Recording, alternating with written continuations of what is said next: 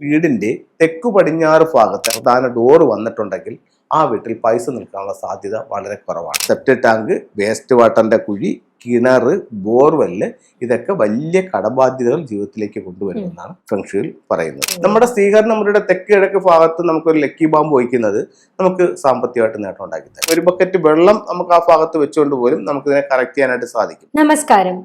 20 വർഷത്തിലേറെയായി എക്സ്പീരിയൻസ്ഡ് ആയിട്ടുള്ള പ്രശസ്ത വാസ്തു ഫെങ്ഷുയി കൺസൾട്ടന്റ് ആണ് നമ്മോടൊപ്പം ഉള്ളത്. സുരേഷ് സാറാണ്.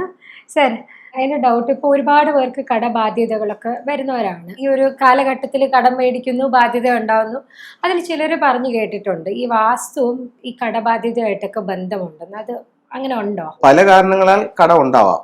പക്ഷെ വീടിന്റെ വാസ്തുദോഷം കൊണ്ട് കടം ഉണ്ടാവാനും സാധ്യതകൾ ഒരുപാടാണ്. അപ്പം അതെന്തൊക്കെയാണ് നമുക്ക് വാസ്തുദോഷം കൊണ്ട് കടം ഉണ്ടാവാനുള്ള കാരണങ്ങൾ ഞാൻ രണ്ടുമൂന്നെണ്ണം പറയാം. നമുക്ക് വാസ്തു എന്ന് പറയുമ്പോൾ ഇപ്പോൾ നമ്മൾ രണ്ട് രീതിയിലാണ് നമ്മളിപ്പോൾ കൺസൾട്ട് ചെയ്യുന്നത്. ഒന്ന് ഭാരതത്തിന്റെ ഒരു വാസ്തു കൺസെപ്റ്റ് ഉണ്ട്. അപ്പോൾ അത് രീതി ഉപയോഗിച്ചിട്ട് നമ്മൾ അതിന്റെ പ്രശ്നവും പരിഹാരവും പറയുന്നുണ്ട്. അതുപോലെ തന്നെ ഫെങ്ഷുയി പ്രകാരവും അതിന്റെ കാര്യങ്ങൾ നമ്മൾ സംസാരിക്കുന്നു.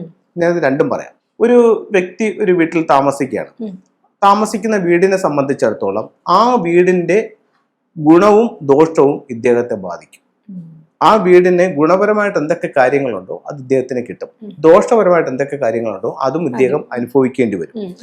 അപ്പോൾ ഒരു വീടാണ് ഒരു വ്യക്തിയെ സംബന്ധിച്ചിടത്തോളം അദ്ദേഹത്തെ ഉയർച്ചയിലേക്ക് കൊണ്ടുപോകുന്നതും കടക്കണിയിലേക്ക് കൊണ്ടുപോകുന്നതുമെന്നാണ് വാസ്തുവിൽ പറയുന്നത്. ഫെങ്ഷുയിലും അങ്ങനെ തന്നെയാണ് പറയുന്നത്. അപ്പം വാസ്തുപ്രകാരം എന്തൊക്കെ കാരണങ്ങളാൽ നമുക്ക് കടബാധ്യത വരാന്ന് വെച്ച് കഴിഞ്ഞാൽ, നമ്മളിലേക്ക് വരുന്ന പണം നമ്മുടെ കയ്യിൽ നിൽക്കാതെ പോയാൽ നമുക്ക് കടബാധ്യത ഉണ്ടാവൂലേ? ഉണ്ടാവും. അപ്പം അത് എന്തുകൊണ്ടാണെന്ന് വെച്ച് കഴിഞ്ഞാൽ, ഒരു വടക്ക് കിഴക്ക് ഭാഗത്ത് നമുക്ക് കുറച്ച് ഓപ്പണിംഗ് നല്ലതാണ്. മെയിൻ ഡോറ്, ഗേറ്റ്, അങ്ങനെയുള്ള കാര്യങ്ങൾ, ജനലുകൾ, ഇതൊക്കെ വടക്ക് കിഴക്ക് ഭാഗത്ത് നല്ലതാണ്. അതേസമയം ഒരു വീടിന്റെ തെക്കു പടിഞ്ഞാറ് ഭാഗത്ത്, അതായത് കന്നി ഭാഗത്ത് നമുക്ക് വീടിനെ സംബന്ധിച്ചിടത്തോളം ഒരു പ്രധാന ഡോറ് വന്നിട്ടുണ്ടെങ്കിൽ ആ വീട്ടിൽ പൈസ നിൽക്കാനുള്ള സാധ്യത വളരെ കുറവാണ്. കാരണം വാസ്തുവിൽ പറയുന്നതെന്ന് പറഞ്ഞു കഴിഞ്ഞാൽ, വടക്ക് കിഴക്ക് ഭാഗം തുറന്നും തെക്കു പടിഞ്ഞാറ് ഭാഗം അടഞ്ഞു നിൽക്കണമെന്നാണ് വാസ്തുവിൽ പറയുന്നത്. അപ്പൊ നമുക്ക് പ്രധാന ഡോറ് തെക്കു പടിഞ്ഞാറ് ഭാഗത്ത് വരുമ്പോൾ എന്താ സംഭവിക്കുന്നത്? അവിടെ ഒരു ഓപ്പണിംഗ് ആണ് വരുന്നത്. അവിടെ ഓപ്പണിംഗ് വരുമ്പോൾ അവിടെ പൈസ നിൽക്കില്ല. അതുപോലെ പൈസ നിൽക്കാത്ത മറ്റൊരു കാര്യം എന്ന് പറഞ്ഞു കഴിഞ്ഞാൽ, ഈ കടബാധ്യത ഉള്ളവര് അവരൊന്ന് സ്വയം ഇതൊക്കെ ഒന്ന് പരീക്ഷിച്ച് നോക്കാവുന്നതാണ്. ഒന്ന്, അവരുടെ തെക്കു പടിഞ്ഞാറ് ഭാഗത്ത് ഇത്തരത്തിലുള്ള ഒരു ഡോർ ഉണ്ടോ, മെയിൻ ഡോർ ഉണ്ടോ? രണ്ട്, വാസ്തുവിൽ അവരുടെ ഗേറ്റ് നിൽക്കുന്നത് തെക്ക് പടിഞ്ഞാറ് ഭാഗത്താണ്. വാസ്തുവിൽ അവരുടെ ഗേറ്റ് നിൽക്കുന്നത് തെക്ക് പടിഞ്ഞാറ് ഭാഗത്താണ്. അത് കഴിഞ്ഞിട്ട് ഈ തെക്ക് പടിഞ്ഞാറ് ഭാഗം താന്ന് കിടക്കുകയാണ്.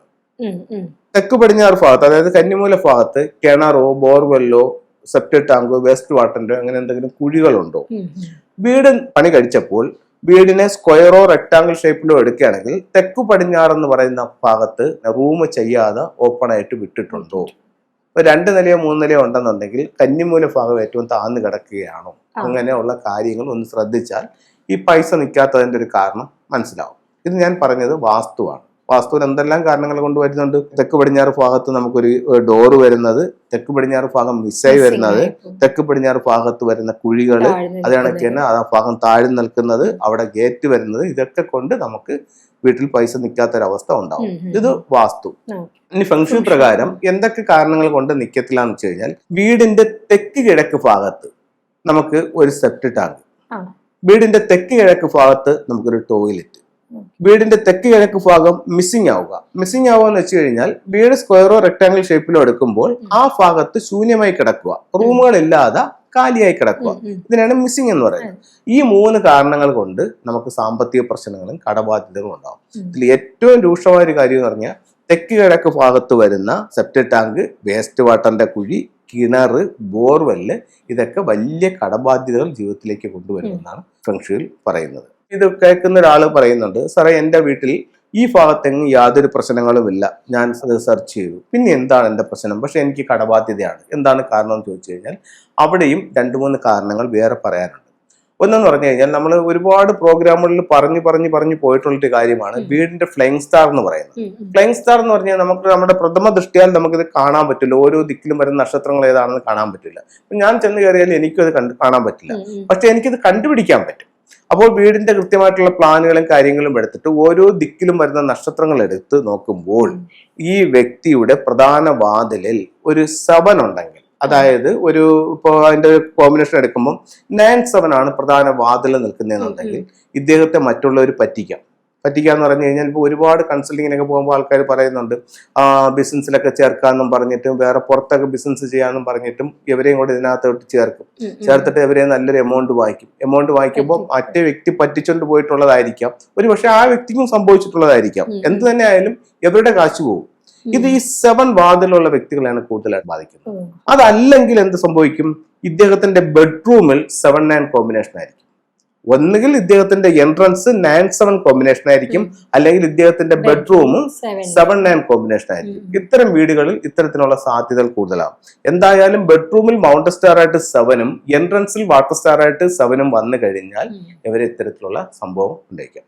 ഇനി ഒരു കാര്യം കൂടെയുണ്ട്. ഇപ്പൊ ഇവരുടെ എൻട്രൻസിൽ 7-9 ഇല്ല, അല്ലെങ്കിൽ പിന്നെ 7 എന്ന് പറയുന്ന മൗണ്ട് സ്റ്റാർ ബെഡ്റൂം ഇല്ല.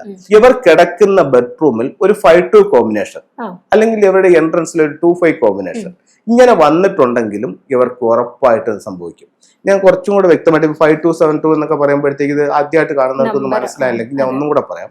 നമുക്ക് എല്ലാവരും ലോകത്ത് എവിടെ ഒരു വീട് വെച്ചാലും അല്ലെങ്കിൽ ഒരു മുറി വെച്ചാലും ഇതിന് ഒരു നമ്പറുണ്ട്. നമ്പർ എന്ന് പറഞ്ഞാൽ ഇതിന്റെ ഓരോ ദിക്കിലും 2 നമ്പറുകളുടെ ഒരു കോമ്പിനേഷൻ.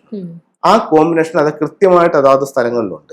ആ സ്ഥലത്ത് അതിന്റെ സ്വഭാവം എടുക്കാം. ഇതില് മോശ സ്റ്റാർ മാത്രമല്ല ഉള്ളത്, ഭയങ്കര പ്രോസ്പെരിറ്റി ഉള്ള സ്റ്റാർ വരുന്നുണ്ട്. ഇതൊന്നും നോക്കാതെ ഒരാൾ വീട് വെച്ചു, അയാൾ ഭയങ്കരമായിട്ട് രക്ഷപ്പെട്ടു. അയാൾ അറിഞ്ഞോ അറിയാതെയോ അയാളുടെ എൻട്രൻസിൽ ഒരു വാട്ടർ സ്റ്റാർ 8ഓ അല്ലെങ്കിൽ വാട്ടർ സ്റ്റാർ 9ഓ അല്ലെങ്കിൽ വാട്ടർ സ്റ്റാർ 1 ഒക്കെ ഉണ്ടായിരിക്കും. അതുകൊണ്ട് അയാൾ ഓട്ടോമാറ്റിക്കായിട്ട് രക്ഷപ്പെട്ടു. പക്ഷെ അതിന്റെ കാര്യം അന്വേഷിച്ച് പോയി അതിന്റെ ഫ്ലൈങ് സ്റ്റാർ എടുക്കുമ്പോൾ നമുക്ക് മനസ്സിലാക്കാൻ പറ്റും ഈ നക്ഷത്രമാണ് ഇദ്ദേഹത്തെ ഇത്രയധികം ഉയർത്തിയെന്ന് നമുക്ക് മനസ്സിലാക്കാൻ പറ്റും. അപ്പൊ നല്ല നക്ഷത്രവും ഉണ്ട്, മോശം കോമ്പിനേഷനും ഉണ്ട്.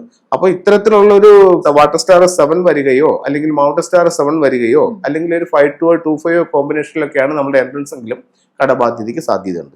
അപ്പൊ നമ്മൾ വാസ്തുവിനെ ഒന്ന് പരിശോധിച്ചു, ഫെങ്ഷി ഒന്ന് പരിശോധിച്ചു. ഇത് രണ്ടിലും ഏതൊക്കെ കാരണങ്ങളാൽ നമുക്ക് കടബാധ്യത വരാം എന്ന് ഞാൻ ഈ പറഞ്ഞതെല്ലാം വാസ്തുപ്രകാരം കടം വരുന്ന കാര്യങ്ങളാണ്. അല്ലാതെ കടം വരാനായിട്ട് ഒരു ഭയങ്കര ചെലവാക്കുന്ന ഒരാളെ സംബന്ധിച്ചിടത്തോളാണെങ്കിലോ ബുദ്ധിപരമല്ലാത്ത രീതിയിൽ തീരുമാനങ്ങൾ എടുക്കുന്ന ഒരാളായിട്ടാണെങ്കിലോ അങ്ങനെയൊക്കെ ആണെങ്കിൽ അവർ പൈസ നഷ്ടപ്പെട്ടു പോകാനും കടബാധ്യതയിലേക്ക് വരും. നമ്മളൊരു ബിസിനസ് ചെയ്ത് പൊട്ടിപ്പോയി, അതൊക്കെ എന്ന് പറഞ്ഞാൽ കടബാധ്യത വരാം. ഈ ബിസിനസ് ചെയ്ത് പൊട്ടിപ്പോകാന്റെ കാരണം എന്താണ്? ഇദ്ദേഹത്തിന്റെ വാസ്തുപ്രകാരം നോക്കുകയാണെങ്കിൽ ഇദ്ദേഹത്തിന്റെ വീടിന്റെ വാസ്തു ശരിയല്ലായിരിക്കും. അപ്പൊ അത്തരത്തിലുള്ള പല കാരണങ്ങൾ കൊണ്ട് നമുക്ക് ഇത് സംഭവിക്കും. ഇപ്പൊ ഒരുപാട് ബിസിനസ്സിൽ പരാജയപ്പെട്ടിട്ടുള്ള പല വീടുകളും നമ്മൾ കൺസൾട്ട് ചെയ്തിട്ടുണ്ട്. അപ്പൊ അവിടെ എല്ലാം നമുക്ക് കാണാൻ പറ്റുന്നതെന്ന് പറഞ്ഞാൽ അവരുടെ വീട് തന്നെയാണ് അവരെ ബാധിച്ചിരിക്കുന്നത്. പക്ഷെ എന്ന് പറഞ്ഞാൽ അത് അറിഞ്ഞപ്പോഴേക്കും അവർ ഒരുപാട് വൈകിപ്പോയി എന്നുള്ളതാണ് അവിടുത്തെ സത്യം. സാർ, ഇപ്പൊ ഈ ഫ്ലൈങ് സ്റ്റാർ ഒന്നും നമുക്ക് ചേഞ്ച് ചെയ്യാൻ പറ്റില്ല, ഫിക്സ്ഡ് ആണ്. അപ്പൊ ഈ പലരും ഞാൻ കണ്ടിട്ടുണ്ട്, എസ്പെഷ്യലി ബിസിനസ് ഒക്കെ നടത്തുന്നവരാണെങ്കിൽ അവർ ഈ ലക്കി ബാംബു പ്ലാന്റ് മേടിച്ചു വെക്കും. അത് വെക്കുന്നത് നല്ലതാണോ, അല്ലെങ്കിൽ ഇന്ന ദിക്കിൽ തന്നെ വെക്കുന്നതാണ് നല്ലത്, അങ്ങനെ ഉണ്ടോ? തീർച്ചയായിട്ടും ലക്കി ബാംബു ഒക്കെ നമുക്ക് ഫംഗ്ഷനിൽ ഒരുപാട് പ്രോസ്പെരിറ്റി തരുന്ന പ്ലാന്റ് തന്നെയാണ്.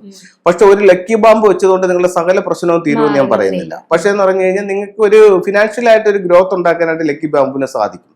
പക്ഷെ അത് ഏറ്റവും കൂടുതലായിട്ട് വർക്ക് ചെയ്യുന്നതെന്ന് പറഞ്ഞു കഴിഞ്ഞാൽ ഓരോ വീടിന്റെയും ഫ്ലൈങ് സ്റ്റാർ നോക്കി അതിനെ കറക്റ്റ് ചെയ്യുമ്പോഴത്തേക്കാണ്. നമ്മുടെ സ്വീകരണ മുറിയുടെ തെക്ക് കിഴക്ക് ഭാഗത്ത് നമുക്കൊരു ലക്കി ബാംബ് വയ്ക്കുന്നത് നമുക്ക് സാമ്പത്തികമായിട്ട് നേട്ടം ഉണ്ടാക്കി തരും. അപ്പൊ ഇതിന് പരിഹരിക്കാൻ എന്തെങ്കിലും? തീർച്ചയായിട്ടും. ഇപ്പൊ ഒരു പ്രശ്നമുണ്ടെങ്കിൽ അതിന്റെ ഒരു പരിഹാരവും ഉണ്ടല്ലോ. ഇപ്പൊ നമ്മുടെ വീടിന്റെ ഫ്ലൈങ് സ്റ്റാർ നോക്കിയപ്പോൾ നമ്മുടെ എൻട്രൻസിൽ ഒരു 9-7 കോമ്പിനേഷൻ ആണ് വന്നിരിക്കുന്നത്. ഉറപ്പായിട്ടും നമുക്ക് അതിന് പരിഹാരമുണ്ടെന്ന് വെച്ചാൽ അത് എന്താ ചെയ്യേണ്ടതെന്ന് വെച്ച് കഴിഞ്ഞാൽ നമുക്ക് അവിടെ ആ എലമെന്റ് ഏതാണെന്ന് കണ്ടിട്ട് ആ എലമെന്റിന്റെ എനർജി ക്ഷയിപ്പിക്കാനുള്ള, അതായത് അതിന്റെ എനർജി കുറയ്ക്കാനുള്ള കാര്യങ്ങൾ നമുക്ക് അവിടെ എൻട്രൻസിൽ ചെയ്യാം. പിന്നെ സിംബോളിക് ആയിട്ടുള്ള ചില ടൂളുകൾ വെക്കാം. ഇനിയിപ്പോ അത് എന്താണെന്ന് ചോദിച്ചു കഴിഞ്ഞാൽ നമുക്കൊരു ബ്ലൂ മാറ്റ് ഇട്ടുകൊണ്ട് പോലും അല്ലെങ്കിൽ ഒരു ബക്കറ്റ് വെള്ളം നമുക്ക് ആ ഭാഗത്ത് വെച്ചുകൊണ്ട് പോലും നമുക്ക് ഇതിനെ കറക്റ്റ് ചെയ്യാനായിട്ട് സാധിക്കും. പക്ഷേ ഇത് നിങ്ങൾ കറക്റ്റ് ആയിട്ട് അറിയാതെ ചെയ്യുമെന്ന് പറഞ്ഞു കഴിഞ്ഞാൽ നമ്മളൊരു അസുഖത്തെ പറ്റി വ്യക്തമായിട്ട് അറിവില്ലാതെ മരുന്ന് കഴിക്കുന്നത് പോലെ ഉള്ള ഇതുണ്ടാവും.